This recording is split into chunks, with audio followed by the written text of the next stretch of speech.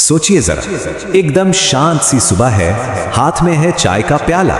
लगता है ना बिल्कुल नॉर्मल सा मोमेंट। लेकिन क्या हो अगर ये एक बहुत ही चालाकी से बिछाए गए जाल की शुरुआत हो। आइए देखते हैं इस कहानी में क्या है। तो इस पहली लाइन की सबसे खास बात पता है क्या है? इसका रहस्य एक मामूली सी सुबह को ये सीधा एक सवाल बना देती है। आखिर इतनी सारी दवाइयां क्यों? और बस यही सवाल है जो हमें इस कहानी में अंदर तक खींच लेता है। और बस इसी सवाल के साथ शुरू होता है हमारी कहानी का पहला चैप्टर। यहां पर पेश किया जाता है पहला नुस्खा, और कह सकते हैं कि जोक का असली मजा तो यहीं से शुरू होता है। तो देखिए, बातचीत शुरू होती है एक आम सी बुखार की दवा से, और जवाब भी उतना ही सीधा साफ। पत्नी कहती है ये रहा इलाज, और पति कहता है मुझे तो बीमारी ही नहीं है। अब इस पैटर्न को ना जरा ध्यान में रखिएगा, क्योंकि ये आगे बार बार रिपीट होने वाला है। चलिए अब आगे बढ़ते हैं और देखते हैं कि ये मामला और कैसे बढ़ता है। यहाँ से ना कहानी थोड़ी स्पीड पकड़ती है, और जैसे जैसे नई नई दवाइयाँ आती हैं, सिचुएशन और भी मजेदार होती जाती है।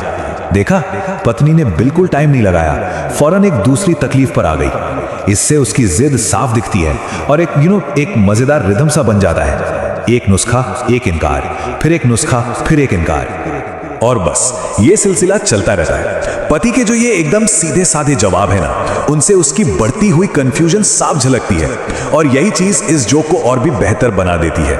बेचारा तो बस सवालों के जवाब दे रहा है, इस बात से बिल्कुल अनजान कि असल में चल क्या रहा है।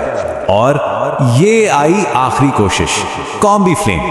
मतलब अब किसी भी तरह का दर्द हो सब कवर। अब तो लगभग सारी आम बीमारियों के ऑप्शन पत्नी के पास खत्म हो चुके हैं। तो अब क्या होगा? अब आता है कहानी में एक टर्निंग पॉइंट, वो मोड़ जहां पति जो अब तक बस एक के बाद एक जवाब दे रहा था, अब एक फाइनल स्टेटमेंट, एक निर्णायक ऐलान करने वाला है।